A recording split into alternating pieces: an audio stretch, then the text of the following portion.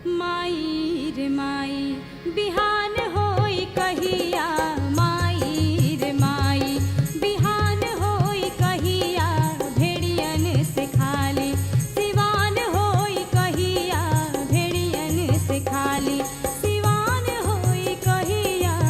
नमस्कार, प्रणाम। अजय भोजपुरी लोक गायिका चंदन तिवारी के आवाज में एक गीत के दू कड़ी सुन के रुआ सबके दिमाग में ई बात तो आइले होई, चाहे लागल होई कि आखिर के लिखले बा एक गीत के। एक गीत में एगो शब्द बा सिवान। हमरा मन पड़ता कुछ साल पहले के बात हटे जब ई गीत आई रहे हम शेयर कैले रहनी ये गीत के, तो कुछ लोग जे हमरा के का जला उठौना लेखा सब दिना हमारा आलोचना करेला, गाली देला, उ लोग कहले रहे। वो में से कुछ लोग जे सिवान के रहे वो कहले रहे कि नवीन सिवान जिला के बुराई करत बाड़े, कहत आरे कि सिवान में भेड़िया रहेला सब, जबकि ये गीत में सिवान के माने सीमा, बॉर्डर, दरार, चौहद्दी, लिमिट से बा। तो आज हम जौना किताब पर बात करे जा रहल बानी वही किताब से ई गीत बाटे जौना करवा सब सुननी है। इस किताब पर कुछ कहे से पहले हम बतावल चाहब कि एक किताब के बारे में आए, किताब के लेखक के बारे में गोरख जी का लिखले बानी कि पानी की साफ धार की तरह, ऊपर उठती हुई लहर की तरह, अंधेरे को चीरती हुई निगाह की तरह हमारे विनय भाई। तो आज की किताब यह बिहान होई कहिया। लेखक बानी विनय राय बबुरंग जी। प्रकाशक समकालीन प्रकाशन पटना। प्रकाशन वर्ष 1994 के आसपास के हटे। ई किताब रुआ सब भोजपुरी साहित्यांगन पर पढ़ सकेनी। यही किताब के बारे में हिंदी में लिखत भोजपुरी या हिंदी के सुप्रसिद्ध रचनाकार आ लेखक डॉक्टर विवेकी राय जी कहतानी कि जनवादी भाव संपदा का घोषणा पत्र। किताब के लेखक विनय जी शीर्षक अपना ओर से में लिखत मानी कि सांच बात नीक लागेला और ऐसे बोलही के पड़ेला, काहे कि एकरा बिना लोगन में सुधार ना हो सकेला। बाकी सांच बोलल आ कहल ओसही ह जैसे भले आपन रोआ दुश्मन हो जाए। माने सांच ऐसन होखे के चाही, सांच होखे के चाही। संभवतः ये किताब वही सांच के देखावे के एगो कोशिश हटे, बतावे के एगो कोशिश है। असल में किसान जब लेखक हो जाला, जब उ सृजना करेला तो ओकर रचना देखे में बड़ा कड़ेर लागेले। वो रचनन के जब रउआ सब पढ़ब तो लागे कि ओ घाव लागता। बाकी यदि वो दुर्दशा, वो स्थिति के आकलन रउआ लगे बा, रउआ पाठक के नजरिया से, एगो सुधी पाठक के हिसाब से रउआ वो किताब के जब पढ़ब तो उतने मुलायम हुई जैसे कि करिया माटी जौन बिया जौन पर पानी पड़ेला आ ओकरा बाद धूसर हो जाले। ठीक यह बात एक किताब बिहान होई कहिया से बा। यदि हहुआ के पढ़ब तो लागी कि किताब रहुआ के झरहेटत बिया। जे करैल माटी में घुमले बाटे ओकरा मालूम बा कि कैसे कांट लेखा गड़ेले उ माटी जब उघारे निघारे गोड़े जब रहुआ चलब तो। आ उहे जब पानी तनिकी से पड़ जाला तो एकदम मुलायम हो जाले, हाँ गोड़ धरे चिकेट लेखा। बाकी जस एक किताब के भीतरी जाई, शुरू में जब रुआ लागी ना, रुआ मालूम ना रही, रुआ बस ऐसे ही छुअत निकले के कोशिश करब तो किताब रुआ के झरहटत जाई। बाकी जस एक किताब के भीतरी जाए तस रुआ भोजपुरिया माटी के अखबारी में अपना के बन्हाइल पाई। आ जौना घड़ी भोजपुरिया माटी के अखबारी में रुआ रहब ओ घड़ी राउर एगो पोस्टर, राउर एगो दुनिया अलग रही। आ जौन खुशबू, जौन वातावरण सोन माटी के होला वैसन एक किताब से रुआ मिली। यही किताब में एगो मुक्तक बा, हमके इहे आजादी में बखरा मिलल, बीच धारा में आके ई नैया फसल, मिलल जे खेवैया सपन दे गईल, पार क लोभ दे दे के हमके छलल। यही किताब के मुक्तक हटे।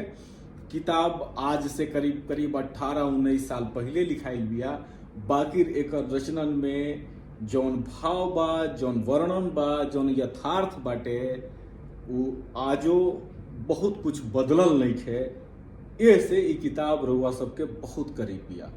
अवधेश प्रधान जी एक किताब के बारे में हिंदी में लिखत बानी कि सजना और बलमा के, गोरिया और संवरिया के, लहार बहार चहक चहक कर, पिहिक पिहिक कर रसिया गीत गाने वाले मंच कवि भोजपुरी में खचियों मिल जाएंगे, लेकिन जागरूक किसान चेतना का, किसान जीवन के दुख, संघर्षों, आशाओं, चिंताओं और सपनों का विनय राय जैसा गायक जनकवि तो भोजपुरी में एक ही है।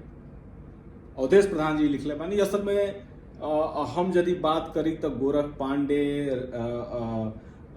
रमता जी, विजेंद्र अनिल, दुर्गेंद्र कारी, जनकवि भोला, ऐसा एगो लम्हर फेहरिस्त बाटे।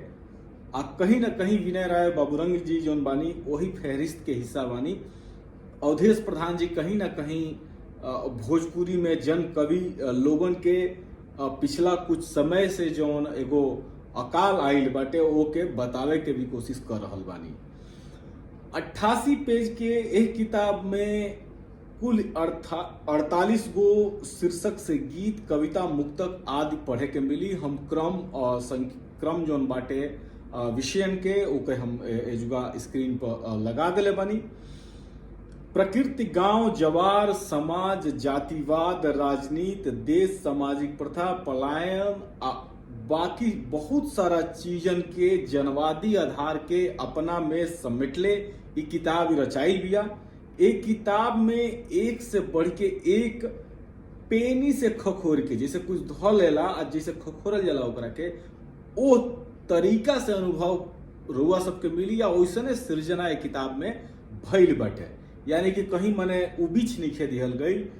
उबीच के देखिए, एगो पानी जब पटवल जाला तब पानी अपने आप पहुंचे ले, एगो छिपा से उबीच के पानी पटवे के कोशिश कई जाला, दोनों में अंतर हटे। तो ये किताब जौन बिया जिसन पटवल जला, जौन प्राकृतिक रूप से जौन पानी पहुंचेला लगे तकले, वही भाव में ए किताब में सगरे अनुभव के राखल गई बा। अगस्त 1942 में जन्म भइल विनय राय बाबूरंग जी के। एक किताब के लेखक के जन्म जौन बा 1942 अगस्त, हम बार बार कहतनी रुआ सबके अगस्त 1942 के मालूम हुई का स्थिति रहे। यहाँ के पढ़ाई लिखाई जौन बटे कक्षा 9 तकले भइल, और ओकरा बाद किसानी करे लगनी। बाकी समाज, घर द्वार आ देश के जौन अनुभव बा, किसानी के पिसानी में जौन वो अनुभव मिलल, वो पूरा अनुभव के समुच्चा तरीका से मैं वहां के एक किताब में उतार दले बनी। ई वहां के पहला किताब है। एक किताब के कवर पेज, एक किताब के भीतरी के थाती के बड़ा नीमन से सोझा रख रहल बा। रुआ सब देख सकेनी कि किसान के माथ पर जवन पगड़ी बिया ओकरा पर का बोझा लदाई बा आ ओकरा में का बा। विनय जी अपना एक किताब के अपना माई, बाबूजी, भाई, टोल महाल, गांव आ जिला जवार के समर्पित कैले बानी। यानी कि जेकरा खातिर ई किताब लिखाई बिया ओही लोगन के बीच से रचनन के लिहल गई बा। यानी कि एक किताब में जो लिखाई बा वो किताब ओही लोगन खातिर लिखाई बा जेकरा बीचन से ही रचनन के लिहल गई बा। चूंकि किताब भोजपुरी साहित्यांगन पर बिया, ऐसे रुआ सबके आसानी से पढ़े के मिल जाई।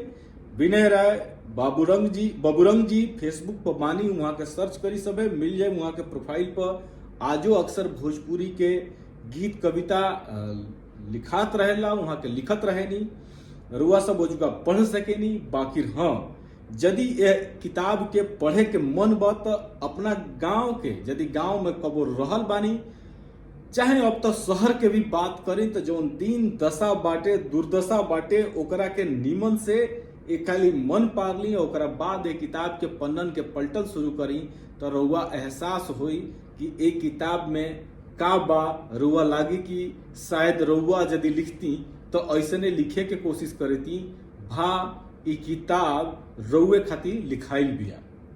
हाँ, इस किताब के गीत गावे के होखे तो विनय जी से रुआ सब पूछ सके नहीं। हमारा पूरा विश्वास बा कि ऐसन चोख शान धरावल, ऐसन तेज और बहुत गहरा रचना आज के समय में गायक गायिका लोग गावे के रिस्क ना ली।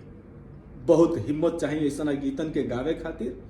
बाकी किताब ऐसन बिया आ बिया तो बिया भोजपुरी के तो इहे तेवर हटे, खास करके भोजपुरी के इहे जनवादी तेवर हो। तब इजाजत दी, फिर हम हाजिर होखब कोनो न कोनो किताब लेके। आज की किताब है बिहान होई कहिया। उम्मीद बाटे कि भोजपुरियों खातिर कबो न कबो बिहान होई जोन अनहरिया छपले बाटे। प्रणाम, धन्यवाद, अजय भोजपुरी।